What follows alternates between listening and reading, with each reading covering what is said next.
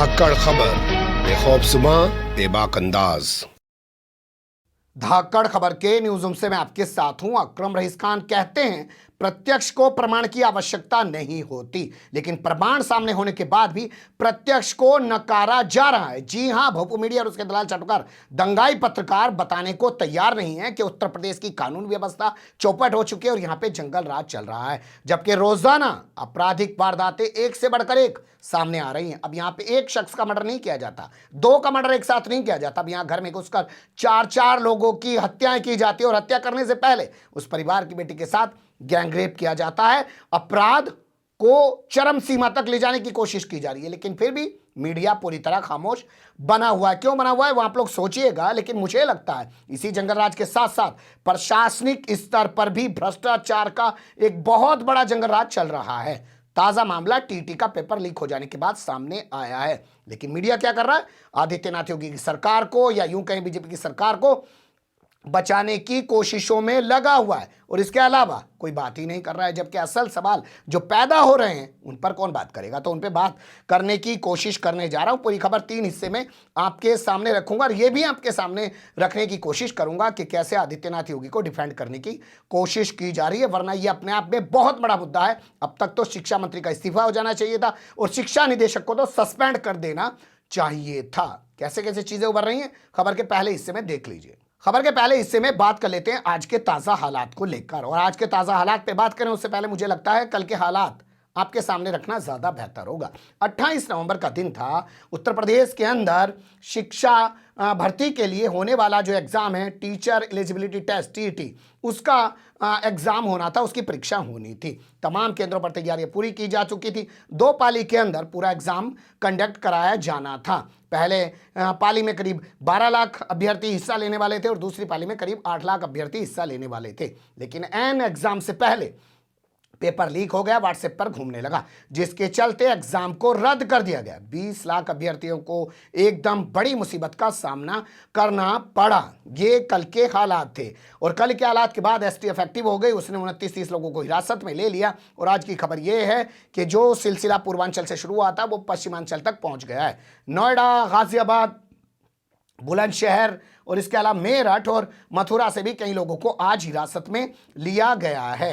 STF के जो director हैं वो कह रहे हैं कि भैया ये एक गैंग का काम नहीं है, इसमें बहुत सारे गैंग इन्वॉल्व हैं। तो इससे आप अंदाज़ा लगा सकते हैं कि लोग कितने बेखौफ हैं, उन्हें किसी किस्म का डर नहीं है और दलाल मीडिया तमाम सवालों को छोड़कर भाग रहा है। एग्ज़ाम की नई तारीख का ऐलान कर दिया गया है। 26 दिसंबर को बताया जा रहा है कि एग्ज़ाम कंडक्ट कराया जाएगा। कहा जा रहा है कि जो छात्र इसमें शामिल हो रहे थे, जो अभ्यर्थी इसमें शामिल हो रहे थे, उनके वापस जाने का खर्चा सरकार वहन करेगी, उनको फिर से लाने का और वापस ले जाने का खर्चा सरकार फिर से वहन करेगी और उनसे कोई फीस नहीं ली जाएगी किसी तरह की। लेकिन बड़ा सवाल ये कि हालात पैदा क्यों हुए हैं, अब किस तरीके की राजनीतिक प्रतिक्रियाएं सामने आ रही हैं, उसमें मुख्यमंत्री का बयान भी शामिल है। उन्हें कैसे देखा समझा जा सकता है, खबर के अगले हिस्से में देख लीजिए।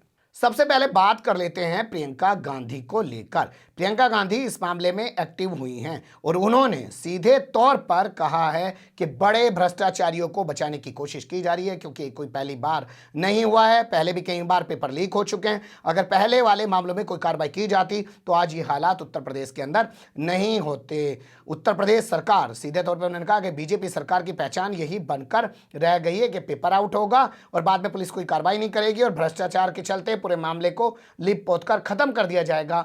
ये जो लाखों अभ्यर्थी हैं उनके साथ मजाक किया जा रहा है, इस तरीके से उन्होंने अपना रिएक्शन दिया है। बात कर लेते हैं अखिलेश यादव की। अखिलेश यादव ने कहा कि अभ्यर्थी जो है इस चीज को बर्दाश्त नहीं करेंगे और 2022 में बदलाव करके दिखाएंगे। सुन लीजिए उनकी ज़बान। ये जो परीक्षा हुई है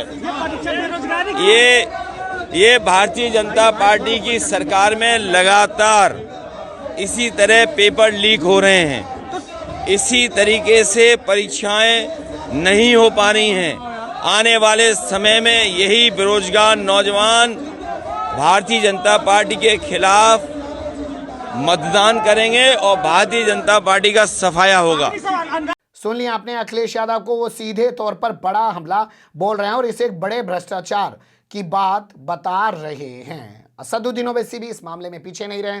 कल वो बलरामपुर थे, उन्होंने भी कहा अरे भैया एक बात तो बताओ, जहां आदित्यनाथ योगी बात करते हों कि हमने बड़ी सख्त कार्रवाई की है बदमाशों पर और जो है अपराधियों पर, वहां कैसे पेपर लीक हो जा रहा है? सुन लीजिए असदुद्दीन ओवैसी की जबानी। और बाबा के बारे में जितना बोला जाए कम है।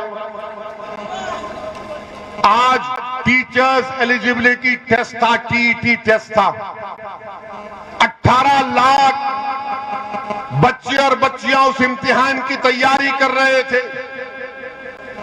एक रात पहले यानी कल रात अपने सेंटर पर जाकर कड़कड़ाती ही सर्दी में सेंटर के बाहर लेटकर बैठे थे रात भर। मगर जब सुबह इम्तिहान हॉल में गए तो मालूम हुआ कि योगी आदित्यनाथ की सरकार में टीईटी का पेपर लीक हो गया।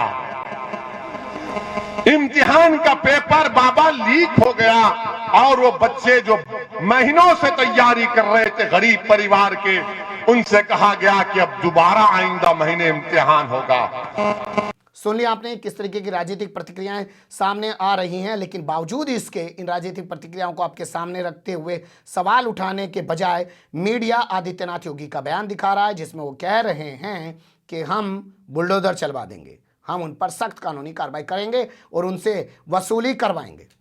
एक समाचार मिला कि बीटीसी टीईटी का टेस्ट था, एक गिरोह कहीं से उसने एक पेपर लीक किया।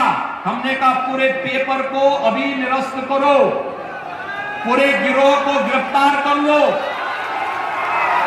उन सभी बच्चों को सकुशल उनके घरों तक पहुंचाओ।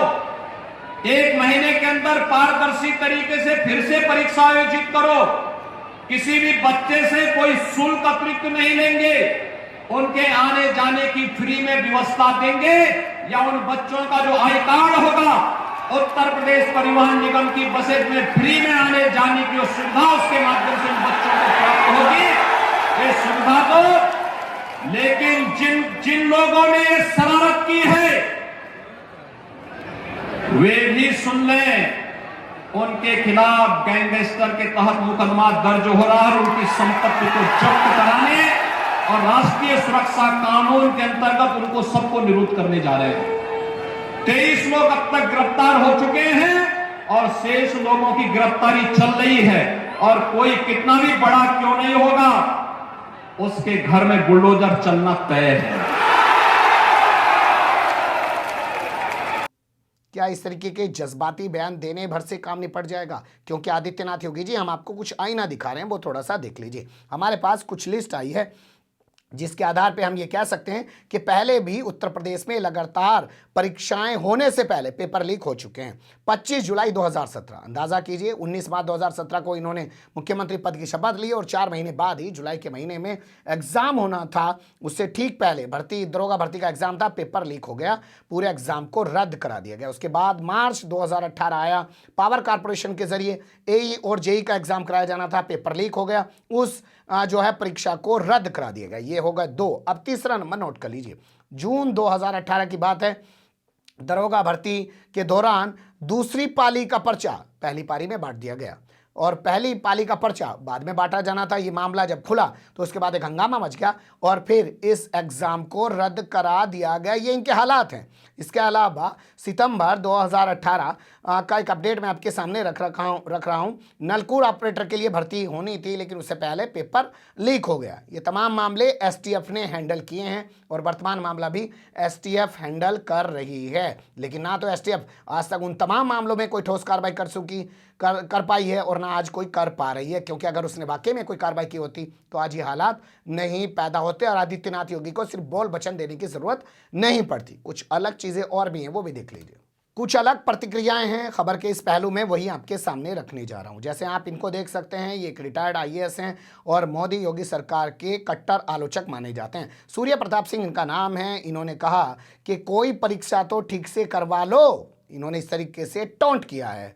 क्या आपकी जो नाकामी है या आपको सरकार चलाने की जो अकल नहीं है, आपको सरकार चलाना नहीं आता है, तो तुम्हारी अनुभवहीनता का नुकसान छात्रों को क्यों उठाना पड़े? इस तरीके की वो बात करते हुए सीधे तौर पर इन पर हमला बोल रहे हैं और कह रहे हैं कि क्या सब कुछ बर्बाद ही करते रहेंगे।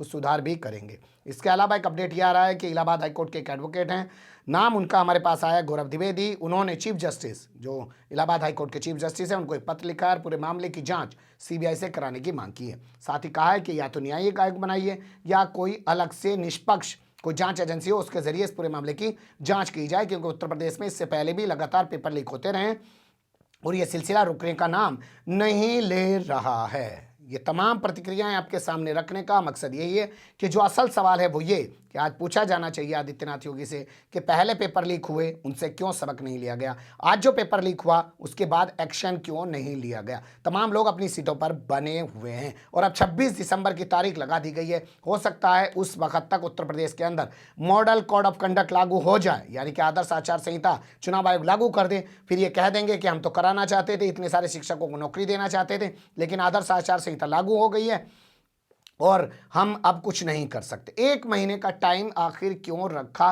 गया है, इस पर भी सवाल पूछा जाना चाहिए। लेकिन इन तमाम सवालों को गायब करके मीडिया बस ये दिखाने की कोशिश कर रहा है कि आदित्यनाथ योगी ने कह दिया है सख्त कार्रवाई की जाएगी, वसूली की जाएगी, बुलडोजर चलाया जाएगा।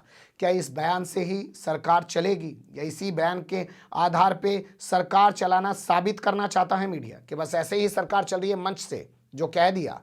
बने रहेगा धाकड़ खबर के साथ। फिलहाल कमेंट्स के रूप में आप लोग अपनी राय दे सकते हैं, खबर को लाइक कर सकते हैं, चैनल को सब्सक्राइब कर सकते हैं और ज़्यादा से ज़्यादा हमारी खबरों को शेयर कर सकते हैं। फिर ऐसे ही किसी सुलगते हुए या उलझते मुद्दे लेकर मैं आपके सामने हूँगा हाजिर। फिलहाल अभी मुझे दें इजाज़त।